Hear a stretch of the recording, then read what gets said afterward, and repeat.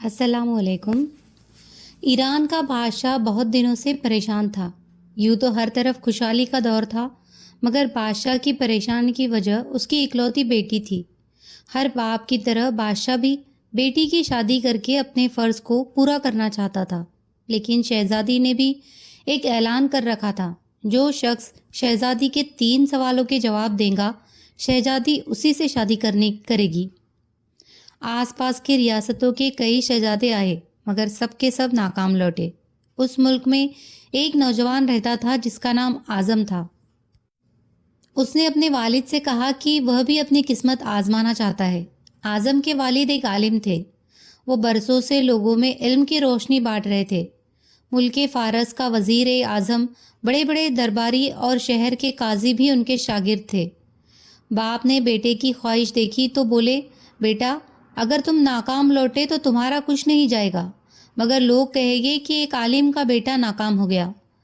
आज़म अपने वालिद से कहने लगा, बाबा, बड़े बड़े शहजादे लौट गए, अगर मैं नाकाम हो भी गया तो क्या हुआ? ये तो एक मुकाबला है, चाहे जो भी जीते। शायद वो खुशनसीब मैं हो जाऊं। आखिर बाप को बेटे की जिद माननी पड़ गई और आज़म खुशी खुशी महल की तरफ चल पड़ा। शहर भर में ये खबर जंगल की आग की तरह फैल गई कि मुकर्रर वक्त पर महल लोगों से खचाखच भरा हुआ था। शायद तख्त पर बैठा था बादशाह तख्त पर बैठा था।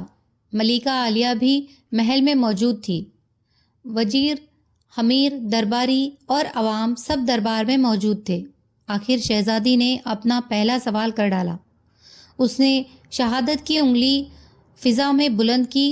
आज़म कुछ देर खामोश रहा, फिर शहादत वाली उंगली के बराबर वाली उंगली फिजा में बुलंद की।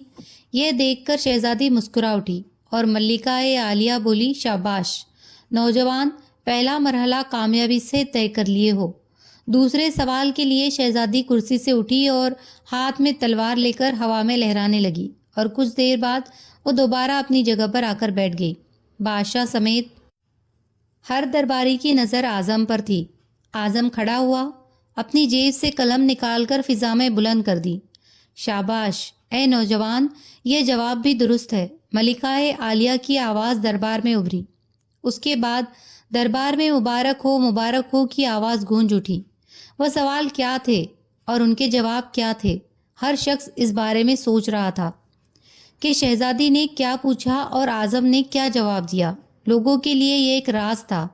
आखिर शहजादी ने तीसरा सवाल कर डाला और वो तेज़ी से सीढ़ियाँ उतरी और तेज़ी से दोबारा चढ़ गई और जाकर अपनी जगह पर बैठ गई। यह सवाल बड़ा ही अजीबोगरीब था। हर तरफ खामोशी थी और लोगों की सांसें रुकी हुई थी। आखिर आज़म खड़ा हुआ और दिल पर हाथ रखकर शहजादी की तरफ देखने लगा। मरहबा मरहबा नौजवान, मुबारक हो। मलिका आलिया की आवाज़ के साथ ही शहजादी महल के अंदरूनी हिस्से में चली गई और महल मुबारकबाद की आवाज़ों से गूंज उठा। लोग खुशी से झूम रहे थे। आज़म दिल ही दिल में अल्लाह का शुक्र अदा कर रहा था जिसने उसे ये एजाज़ बख्शा। बादशाह ने आज़म से पूछा, ए नौजवान, मलिका आलिया को तुमने मुतमईन कर दिया। अब ये बताओ कि तुमसे क्या पूछा गया था और तुमने क्या जवाब दिया। अगर तुमने एक भी गलत जवाब दिया तो तुम्हारी गर्दन काट दी जाएगी। आज़म ने पूरे एतमाद से जवाब दिया, बादशाह सलामत। शहजादी ने उंगली खड़ी करके पूछा था कि क्या तुम अल्लाह को एक मानते हो? और मैंने दूसरी उंगली खड़ी करके जवाब दिया, अल्लाह और उसके रसूल सल्लल्लाहु अलैहि वसल्लम पर ईमान अटल है। बहुत खूब, बादशाह ने मुस्कुराकर कहा। आज़म ने कहा। उसके बाद शहजादी ने तलवार उठाकर कहा था कि तलवार से भी कुछ बड़ा हथियार है। मैंने जवाब दिया कि हाँ, कलम का वार तलवार के वार से ज़्यादा बड़ा होता है।